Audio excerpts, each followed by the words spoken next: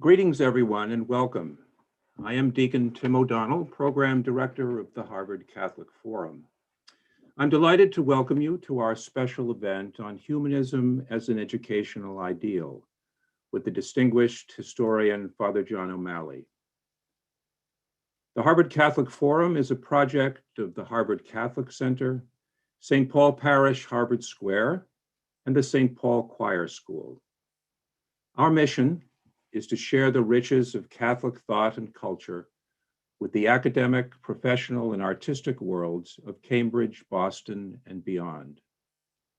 In addition to our lectures, we offer non-credit courses. And in the future, we'll be offering other programs drawing on the breadth and depth of the Catholic tradition.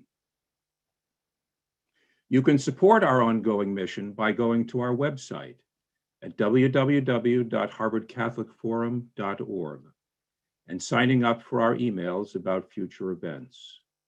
You can also help us by making a financial contribution there. Also, today's event will be archived on the Harvard Catholic Forum YouTube channel. If you like what you see and hear, please share the link to that channel with friends, colleagues, parishes, or chaplaincies that may be interested. We are honored to have as our co-presenter for this special event, the Lumen Christi Institute.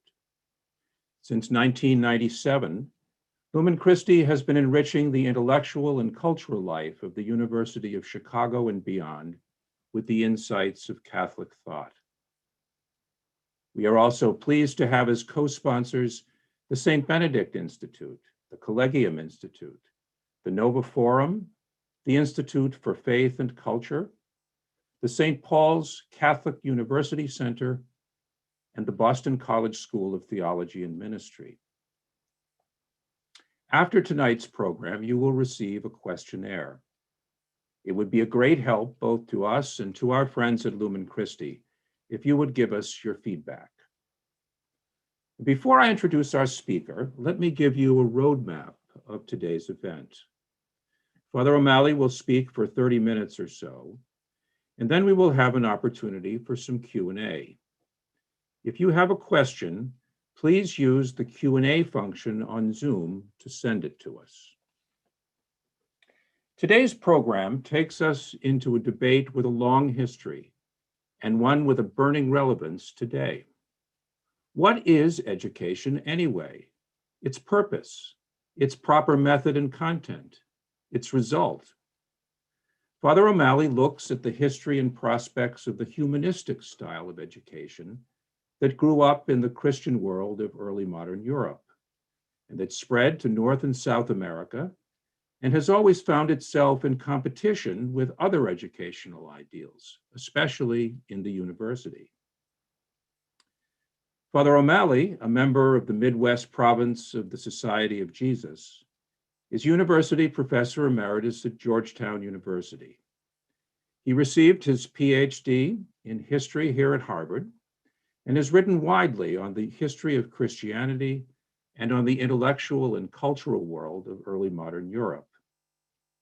His many honors include 21 honorary degrees and 8 Best Book Prizes. In 2016, he received the Centennial Medal from Harvard's Graduate School. Among his many books, The First Jesuits, 1993, now in 12 languages, Four Cultures of the West, 2004, and most recently, When Bishops Meet, an essay comparing Trent, Vatican I and Vatican II, 2019, all from Harvard University Press. Father O'Malley, will you unmute and turn your video on? Thank you very much, Deacon Tim, for that introduction. And I have to say that I'm delighted to be here to speak on this topic and to do it for the Harvard Catholic Forum. I lived in Cambridge for 27 years myself, was often at Mass at St. Paul's, and was a frequent visitor to the Catholic Center at St. Paul's. And I've had several wonderful encounters with Lumen Christi at the University of Chicago. So I'm delighted to be here and to speak on this topic. The first thing I need to do is define for you the word humanism as I will be using it. If you look up human, just in an ordinary dictionary, if you look up humanism, you will see it defined as interest in human subjects, interested in human causality as opposed to divine causality, pursuit of the intellectual tradition of human endeavors. So that is not what I'll be talking about. I'll be talking about something similar, but and to say it's related to that, but absolutely it's distinctive. I will be talking about a specific historical phenomenon known since the 19th century as humanism, but had much earlier roots beginning in ancient Greece, classical Greece, and classical Rome through the Middle Ages up into the modern period. It sort of crystallized and got organized into an institution in the late 15th and especially in the early 16th century. It had many names in the course of its career, but the one that appeared most prominently in the 16th century and the one we know today is the college. The college is very different from its rival institution or its partner institution, the university, an institution that crystallized in the 13th century. What these two institutions have in common is their origin in classical antiquity. And together, they have dominated formal schooling in the Western world ever since the 16th century. So let's say a word about this. So what am I going to do today? What is this all about? As Deacon Tim implied, I'm trying to help us understand today the situation we're in. But to do so, I want to do what I always do, review the past, because the past tells us how we got to be the way we are, how we got to be where we are. So that's what I'll be doing. At the end, I'll try to bring this very much up to date. I will be drawing two strong contrasts between the university and the college. I want you to know that these are models, and the reality was different. They interacted in various ways. They borrowed from one another and enriched one another, but also were out to do different things. If you want to know a little bit more about what I think about these, how I would describe these things, you might want to check a fascicle in the series Studies in Jesuit Spirituality in the spring 2015 number. So I just offer that as a little added attraction, a little commercial. So let's take a look at these institutions. How did they differ? They differed in the sources they used. They differed in the values they wanted to communicate. And they differed in the product they wanted to produce. That is to say, they differed in how we might construct the ideal graduate of a university and the ideal graduate of a college. So let's begin with the university, with that tradition. As I said, like all of these, it goes back to classical antiquity, and but it selects the sources that's going to dominate from that antiquity. So Aristotle, especially his works of what we call natural philosophy, that is on the heavens, on physics, on animals. Today, the seedbed really of modern science. Euclid, Galen for medicine, um, who else did I want to mention there? Oh, Ptolemy. So it's that tradition. Uh, these this aspect of the classical tradition was important from 4th and 5th century Athens, but more or less on the side. It did not dominate the educational scene. But in the 13th century, for a number of reasons, these traditions came together and formed what we know and what was known at the time as the university. You know the very general background of this, the translation into Latin of those works that I mentioned, the new stability in European society, the growth of the cities. And so all at once, very end of the 12th and the beginning of the 13th century, a university appeared in Paris and another in Bologna. They were different in their emphasis, but they were operated in very much the same way, and they became models that spread throughout Europe. So by the 16th century, there were something like 85 different universities. Some of these were extremely small institutions, but nonetheless, they were universities. They educated only a minuscule percentage of the population, but nonetheless were considered important institutions, had a big influence, and were the glory, really, of the cities in which they were located. So what is to be said about them? The first thing that strikes me is how little universities today differ from those 13th century models in their basic procedures and in their basic values. It's amazing.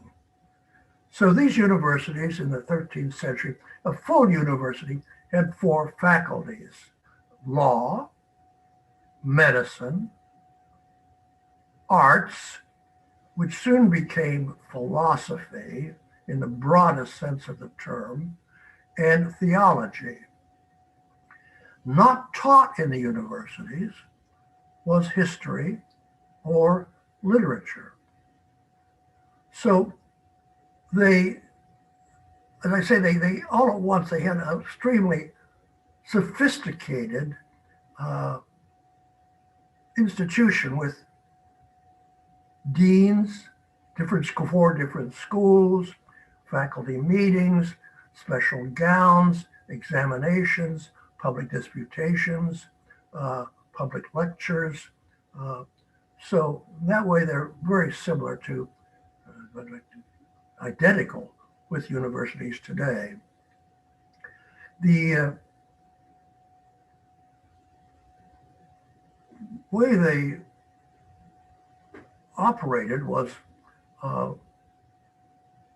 very similar to, what I want to say is, I've lost my train of thought there. The universities had, what were the values of the university? Well, if we look at them very objectively, they never told us what their values were. They had no treatises discussing the purpose and the dynamism of a university. But there are 2 values that was at their core and is at the core of universities today. The first was the value of intellectual problem solving, or as we might say today, the creation of knowledge. The second value was career advancement through the acquisition of technical skills. So no matter what you might think, students went to a medieval university so that they might get a better job. Those were the two values. So what was the what the ideal graduate look like? What was the product of this system? I would say it was a certified, publicly certified specialist, a publicly certified technical, someone with technical skills. So these are very important values. I say they're the same values as our universities today.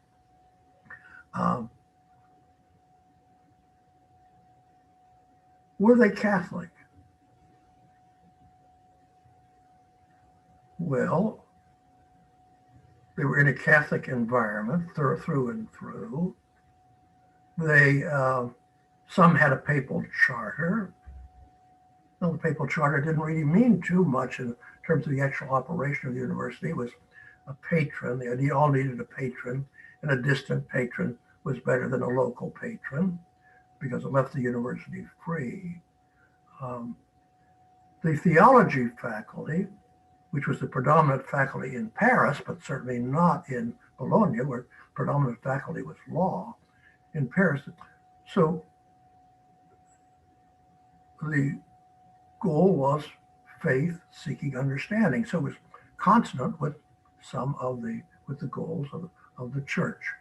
So in that sense, there was kind of Catholic. But in terms of their core values and product, I would say they were secular. Intellectual problem solving, career advancement. Yeah, it's pretty secular in my point of view. So what's the alternative? The alternative is the humanistic tradition, the college, to give it the institution a name. And that institution came into being, crystallized and so forth, in the late 15th and early 16th centuries, as I said. It too derives ultimately from classical antiquity, but it's a different corpus, different sources. Homer, Thucydides, Aeschylus, Demosthenes, Cicero, Quintilian, Ovid. So literary sources.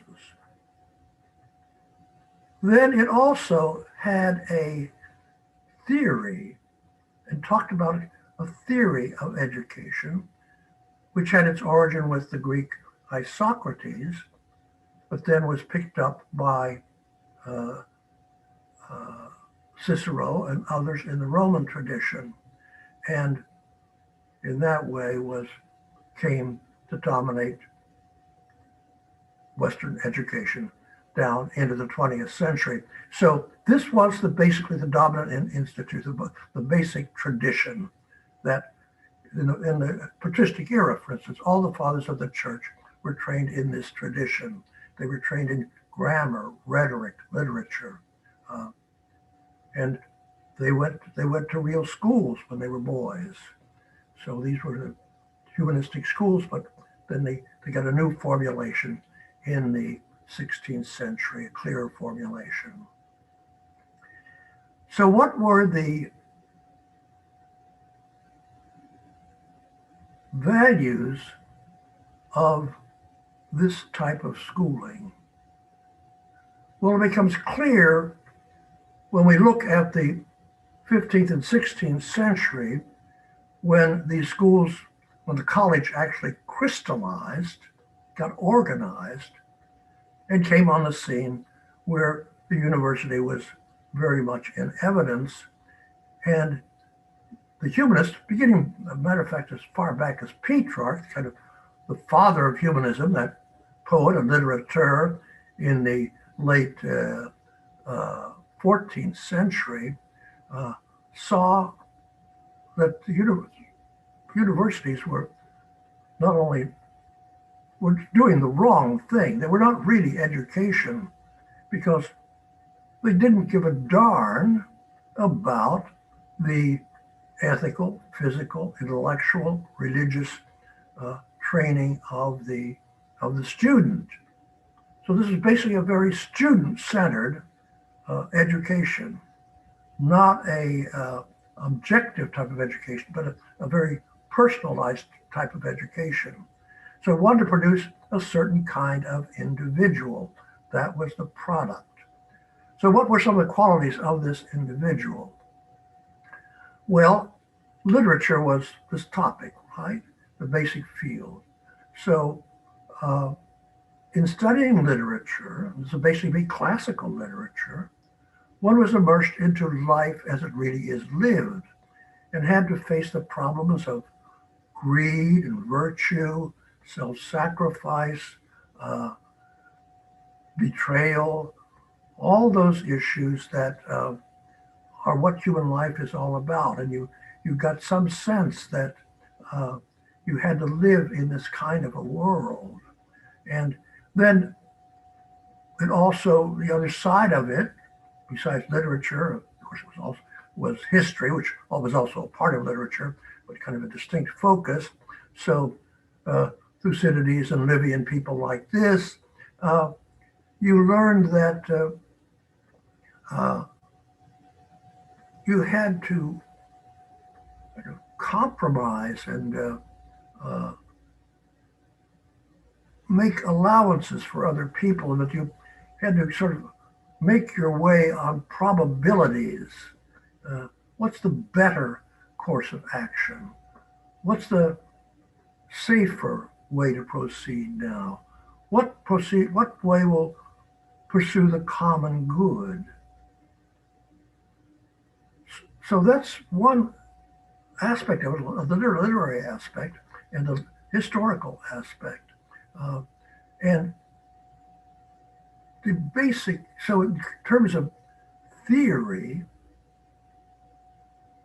the theory was you wanted to make this education produce a socially active, sensitive human being, not somebody who was buried in a university for most of his adult life, but someone who was out there in the give and take of real life. So what were the virtues that were required? Well, a certain amount of self-sacrifice. So Cicero says it so well in the De Officiis, non nobis solum nati sumus. We are not born for ourselves alone. So this was an ideal that ran through it. Back in ancient Greece, Isocrates, for the good of the state. So the thing when I was there in Cambridge at St. Peter's little grammar school there in Cambridge, on the outside is the slogan, for God and country, that pretty well crystallizes what this education was all about. So that brings us to really the 20th century.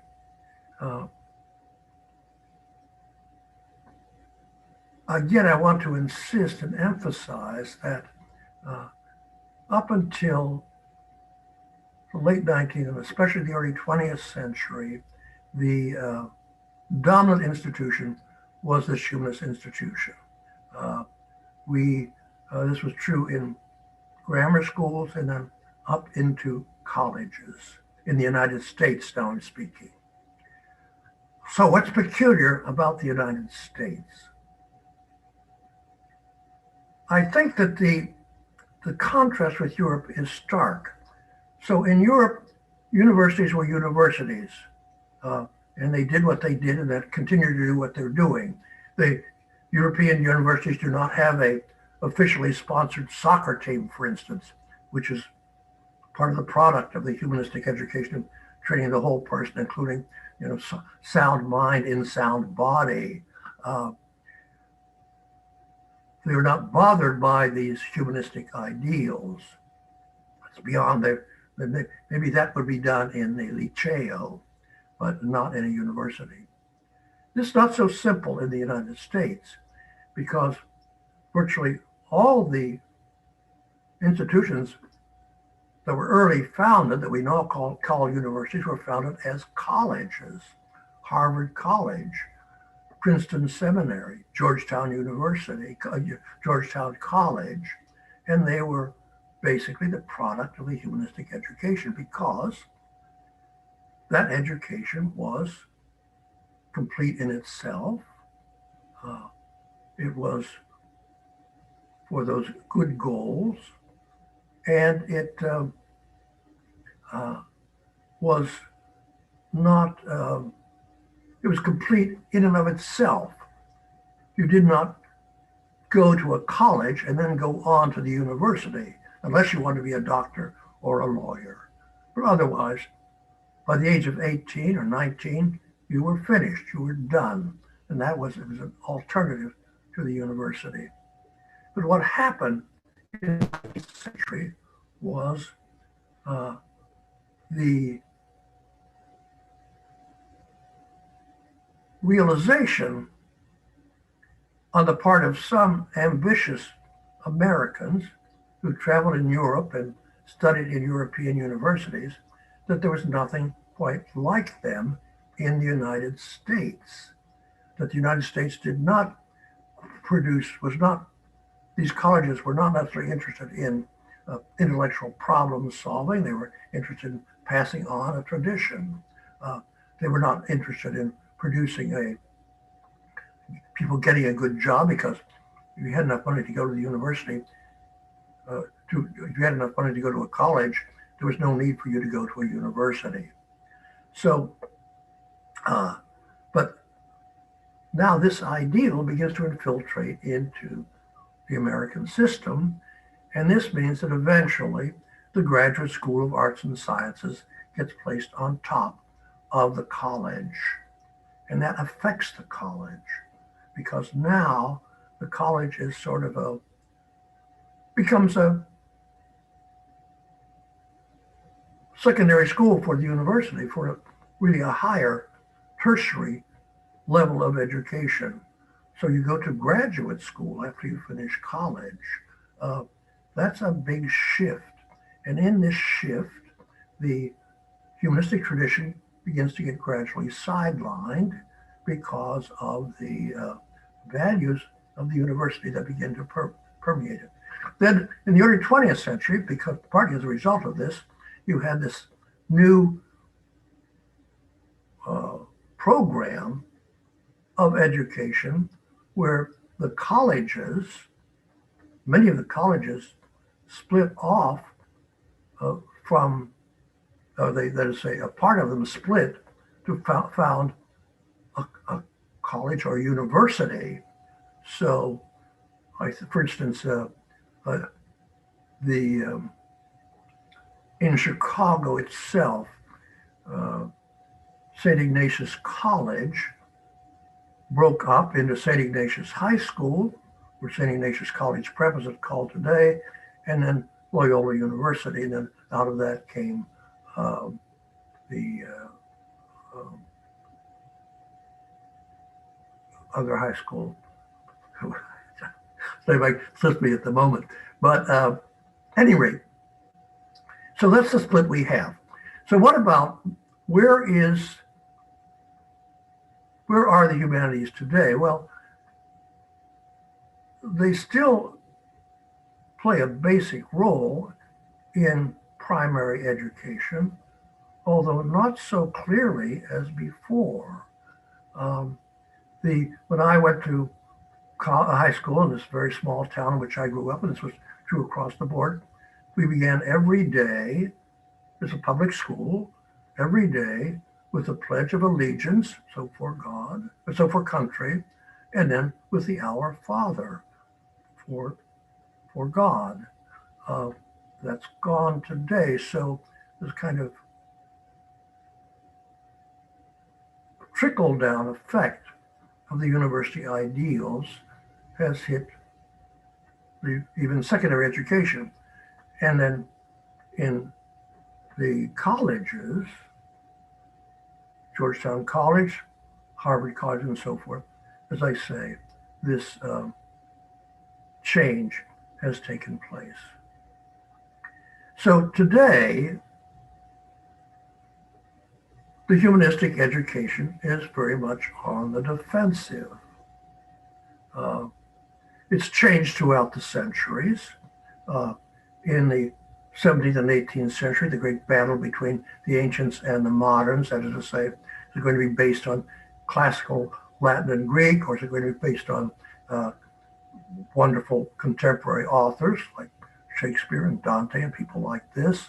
So that battle was won by well, both of them persisted, but was basically run by the moderns. So that's one of the big changes. But nonetheless, despite the changes, it today is marginalized. What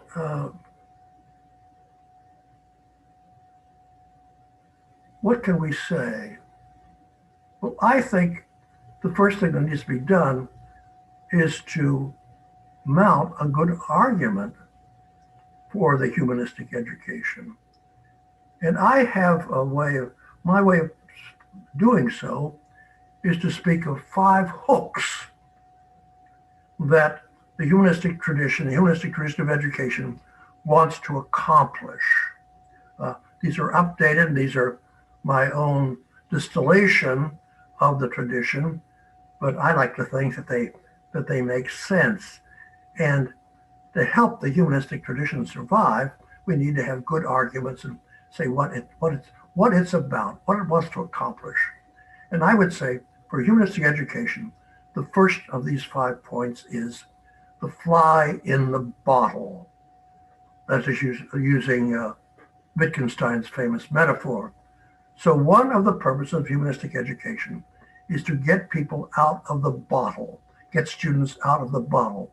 That is to say, to get them out of their parochialism, out of their family values, out of their prejudices they have picked up along the way, to show them that there are other ways of looking at things. I mean, some of their basic values are good, but to make them face a larger world and to thus to expand their horizons and to teach them to ask questions not simply about the specialty or their comfort zone, but in other areas as well. Ask questions about life itself. And that's the goal of that's what literature is supposed to do. The second hook that I like, and it's closely related to the first, is what I call perspective and heritage. That is to say, students need to learn that the assault on the Capitol on January the 6th did not happen out of the blue. There's a history to it. There's something behind it. The same way with everything in our lives. They need to learn that we're products of the past. So some sense of history, some sense of how we got to be where we are is one thing the humanistic tradition wants to accomplish.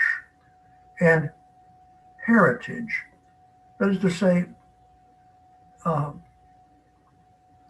looking with satisfaction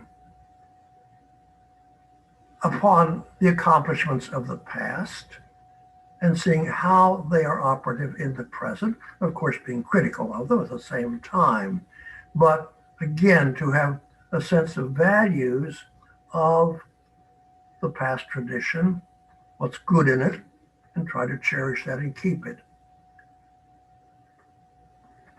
The second hook is what I would call the self-transcendent or the socially aware.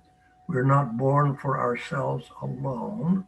This goes back all the way to Socrates and then Cicero and all the way through the education. And in the 16th century, Erasmus, the great theoretician of humanistic education, that we want to produce a certain kind of individual who is socially aware and out in the world, able to take a responsible and role in society.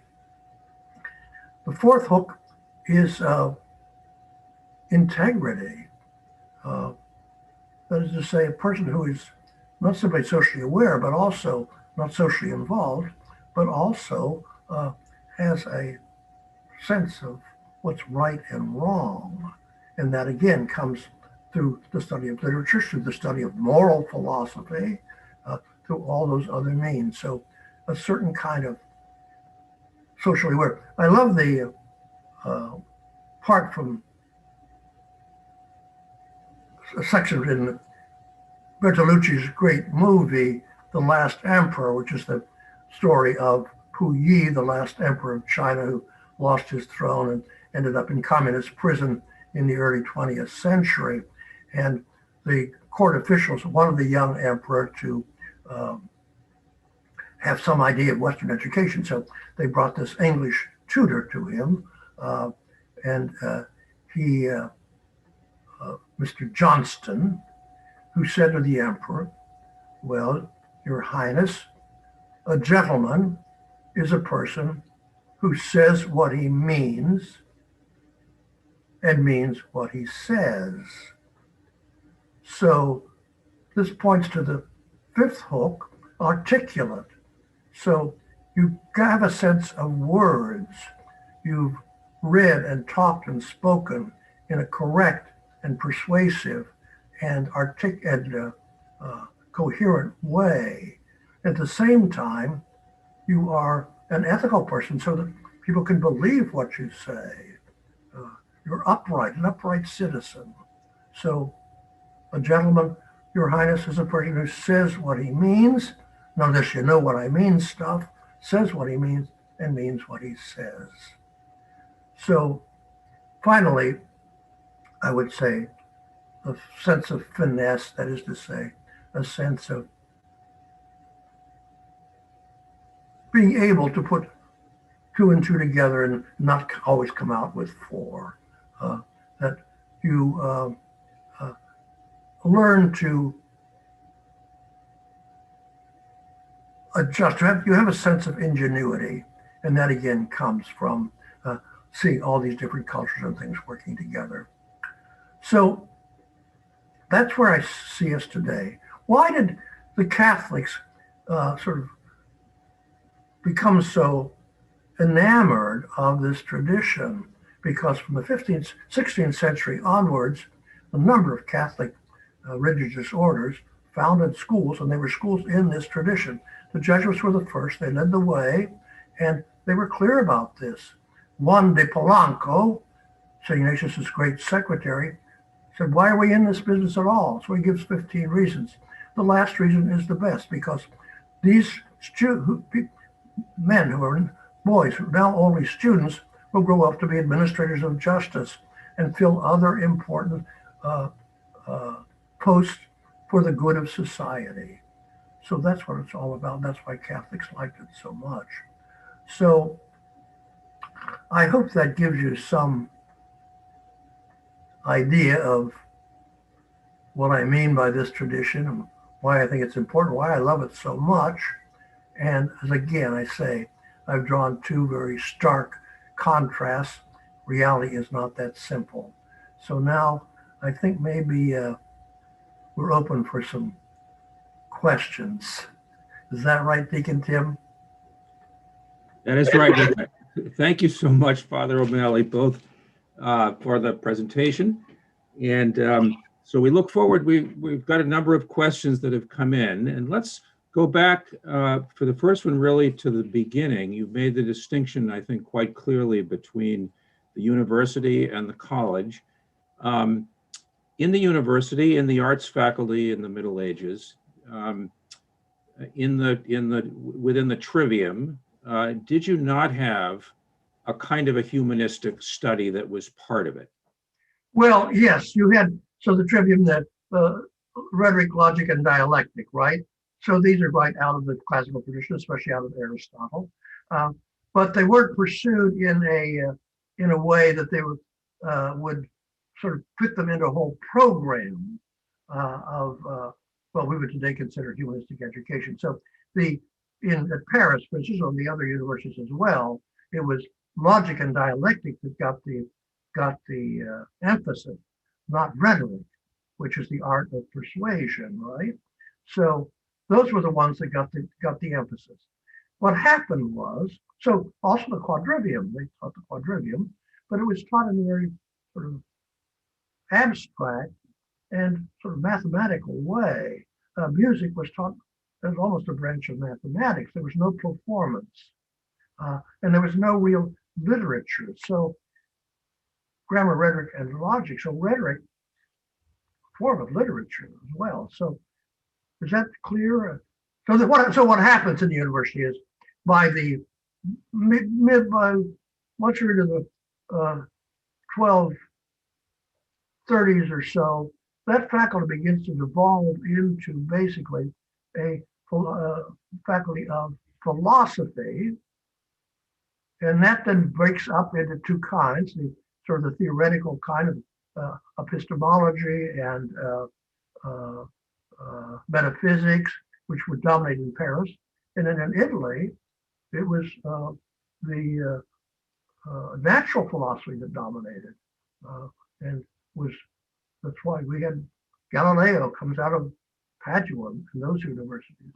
So, does that help? That does. Yep.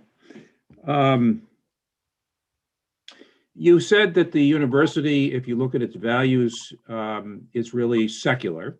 Mm-hmm. You didn't say anything about the college, about humanistic studies, in whether it was in a sense not secular, or whether it could have a specifically religious or Christian coloring to it.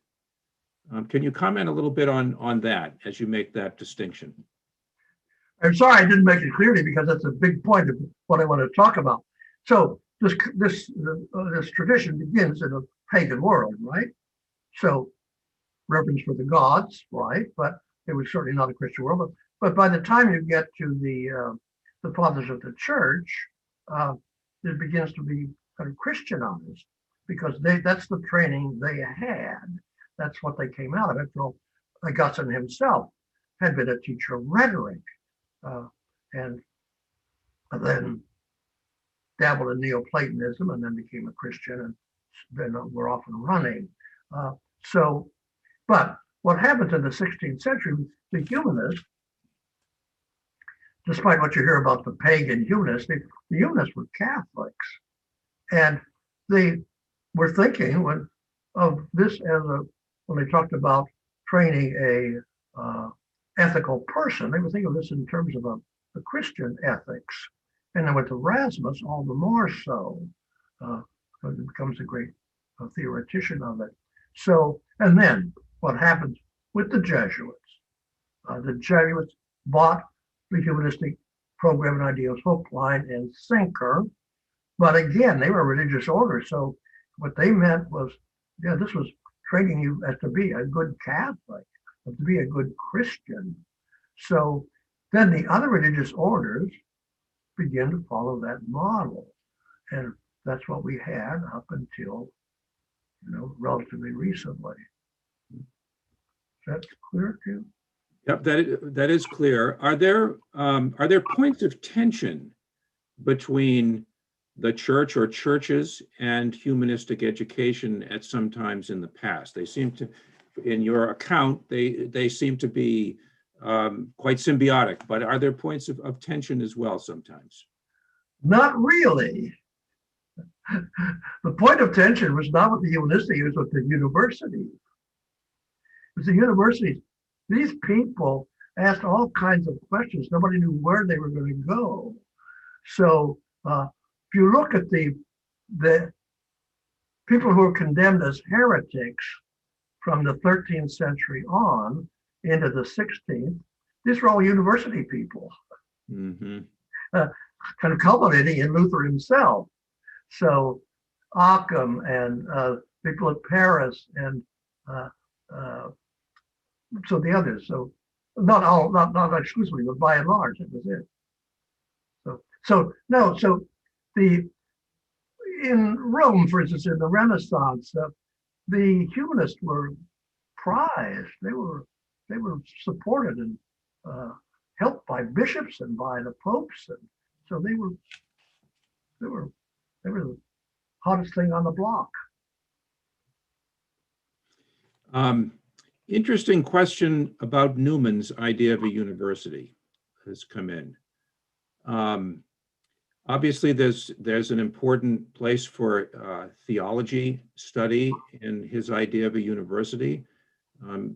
It also perhaps doesn't fit exactly into the university model that you have defined classically. Can you talk a little bit about that? Yes, I can. It's a masterpiece, of course, and to be studied, but it is not really a good picture of a university. It's a good picture of Oxford and of Cambridge in the mid-19th century. And these were idiosyncratic universities at the time. They did not match anything really going on the continent. And so I think today that the Newman's idea of a university is a really kind of a misleading book. You can get some inspiration from it, you get some ideas from it, but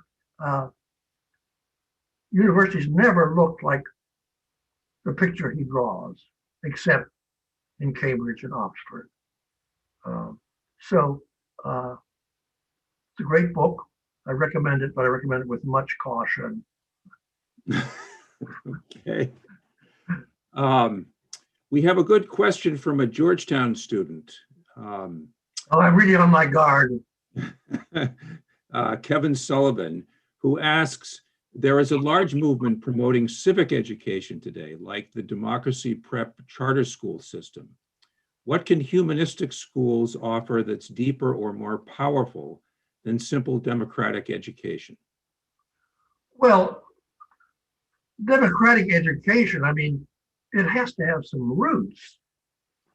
And it has to, I really don't know those schools at all, so I can't really say, but they need to have some roots. You just can't say, democracy is good, let's have more of it, and here's how you do it. You need to have some sense of values and a program that is integral. And again, I think if you're training for democracy, you want a certain kind of individual in the democratic process. We have democracy supposedly in the United States today, and not all the people who are engaged in democratic, in the generic sense, the democratic life are really admirable people. So that's part of human life. Of course, you're never going to get rid of that, but you're having a program, you need to have some ideal of the person that you want in this society. And that's what, it's humanistic education. This is formal schooling can just do so much. Your family and so on, these are where your basic character is formed. But just because we can only deal with the product. Colleges can only deal with the product they get, right? And sometimes what they're trying to do takes, and sometimes it doesn't take. But at any rate, you need to have the ideal. You need to know what you're striving for. Yeah. You have a real distinction between the model of the university and the model of the college with its humanistic study. Have there been ways of combining those? Yes, there have. And again, of course, I'm a Jesuit, so you're going to accuse me of being too partisan, but the Jesuits did this. So they had, by the time they were suppressed in the 17th century, 18th century, they had about 600 schools. Vast majority of these were colleges, but they did have some universities. But here was a distinction. The Jesuit universities always began with a humanistic program, with an arts college. With those ideals, and then on top of that, would come philosophy and theology, or in some cases, even law, and in very few cases, medicine, usually not staffed by Jesuits. So the Jesuits themselves, after all, the early Jesuits were trained at the University of Paris, so they esteemed university education. Then they moved to Italy, which is where this movement really crystallized and began, and they became very impressed with what they were trying to do. And so the Jesuit schools, from the very beginning, they were on the humanistic model. But as I say, they still wanted university education, so they put the two together. So, but the thing was that the base was the humanistic program. Mhm. And on top of that, you had the professional programs. So, So there really is that kind of combination in that type of Jesuit institution. absolutely, yeah. So at least theoretically, there's certainly that type of thing. And they influenced one another, of course, but they were distinct programs. Mhm. Um, we have a question which is related to this, maybe going more into the tradition of Jesuit education. Just more generally, beginning with the Jesuit Ratio Studiorum in the 16th century, and as Jesuit education develops in through the 19th and 20th and even 21st centuries, what kind of particularly Jesuit contributions have been made to humanistic study, or humanistic education, I guess I should say? Good question, but let me begin by talking about the Ratio Studiorum. That again is a very misleading document. You read it, it begins with the first thing it talks about is theology. Then it talks about philosophy. Then it moves finally down the ladder to the lower disciplines of rhetoric, grammar, literature, history, and so forth. The actual fact is that that program of theology, philosophy, was implemented in very few Jesuit institutions because there were relatively very few universities. So it's not really a good model to look at for the history of Jesuit education. You need to, unless you just kind of concentrate on the so-called lower disciplines, which is the disciplines where they specialized. So Jesuits were, of course, good philosophers, good theologians, but what was very peculiar about the Jesuits themselves was their expertise in secular fields. And they were expertise in secular fields because they were teaching secular students. And secular students didn't want to learn so much about philosophy and theology, but they did want to learn about politics. They wanted to learn about animals. They wanted to learn about the physical world, wanted to learn about astronomy and all these kinds of things, navigation. So these are the subjects that the Jesuits were really teaching. So, so what was the Jesuit contribution? Well, for one thing, the very beginning, the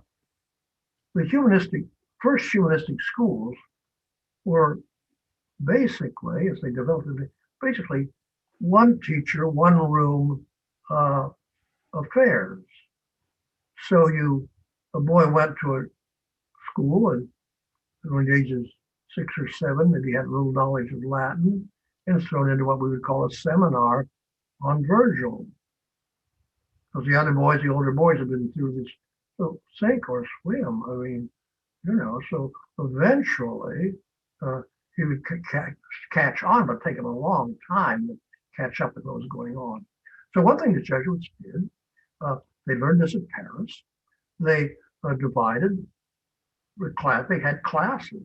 You started with very basic rudimentary knowledge, and then you moved up to another level, then you moved up to another level, and so forth. So this meant multiple faculty, not just one teacher. You had to have several teachers at least. You had to have different classrooms. So the Jesuits are among the first for the colleges to have these elaborate establishments with multiple classrooms, chapel, theater, laboratories, all these things. So that was a big contribution. Then I think that today, if we move right to the present, uh, the this has been happened since the middle of the last century. The emphasis in our education on um, men and women for others, clear enunciation of that, and uh, faith doing justice, as to say, trying to produce students who are socially aware and aware of their responsibilities. Now, I can only speak of Georgetown, it's my immediate experience, but this is preached in and out at Georgetown. Uh, Georgetown is a university. It's about the university, what the universities do for you. But the message is that's not everything. That's not the last thing. The important thing is, what about you? What are you going to do with yourself now? How do you look at life? And don't you see how we need one another? And try to do your part in helping one another.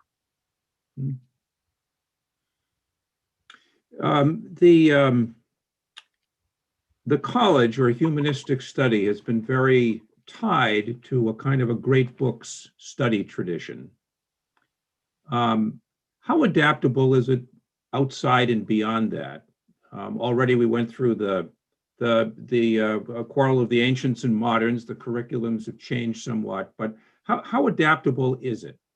Well, I think it's pretty adaptable. So one thing I meant to say, and I forgot to say it, was kind of the punchline here is, so as the subject matter of the humanistic education has changed, it's moved to vernacular literature and other studies, other things get put under the humanities, such as even philosophy and even theology, which were basically professional disciplines. So the whole corpus is broadened, but also I'm convinced that what's important is not the subjects themselves, it's how they are taught. If you teach literature as a preparation for graduate school, I don't consider that humanistic in and of itself. But if you're teaching literature for these humanistic goals, that's quite different. So you need to know what you're doing. You need to have an ultimate goal in mind. I must say, when I was teaching with Georgetown and so forth, I wanted the students to learn history, to learn it well, to have a not professional, but certainly a keen knowledge of it. But I also was interested in them as students and wanted them to go beyond that. So I guess one of my points is that these values, these 5 hooks that I have, this can be taught in one way or another to greater or lesser extent in almost any discipline. It's how you teach them. What is your ultimate goal? What am I doing here with these students? So I can see that working out. Well, let's make this one final question. It's actually, I'm going to bring 2 together. One person asks about the cost of education and what this really, the problem, the challenge that this presents for a humanistic education. And a similar, kind of related question, thinking of Catholic colleges and universities, they've tended to put more emphasis in recent years on the STEM curricula instead of investing in the humanities. Is there some move towards making humanistic education more explicitly part of Catholic universities, or are they kind of going the way of everybody else? I think they're going away with everybody else. I mean, it's a real struggle to keep them going. And that's why I think it's so important to kind of marshal the arguments in favor of it. And that's what I've been trying to say. And what was the first part of the question? About cost, generally about the, as a challenge. This, of course, is an American problem, right? Yeah. This is an American problem because we don't have any state sponsored, educational system as the Canadians do. They cater and they make provision for religious schools with colleges and universities with a religious background and so forth. So, yeah, but this is an American problem. That's a big problem, not just for humanistic education, but for all facets of education. And I mean, universities try, they offer all kinds of scholarship. I mean, millions and millions and millions of the budget goes into student help and so forth. But yeah, I have no solution to that, but I wouldn't restrict it just to humanistic education. Well, does hit humanistic education in this sense. If you go to college, you go to university to get a better job, and it's costing you a lot, and you don't want to waste money on trivia like the humanities. So that's why you have to have a good argument for the humanities, not just say it's a requirement of the school. We got to show them what the value of it is, which is what I've been trying to talk about. Good. Well, thank you so much. Thank you for the 5 hooks. Thank you for the perspectives and the lively Q&A. So thank you for everything. And I want also to thanks to our audience. And you can send us any further feedback by filling out the survey you will be receiving by email. Remember too that you can help us in the ongoing mission of the Harvard Catholic Forum by supporting us financially through our website. Please join us for the next Harvard Catholic Forum event on Thursday, February 18th at 7:30 Eastern Time, when we will have the distinguished scripture scholar Luke Timothy Johnson addressing miracles, source of truth, or violation of natural law. Details and registration are on the Harvard Catholic Forum website. And finally, exactly 1 week from today on February 13th at 10 a.m. Central, 11 Eastern, join Patrick Geary from Princeton's Institute for Advanced Study for Pledges of the Saints, the Cult of Relics in the Catholic Tradition. Registration and details for this are on the Lumen Christi website.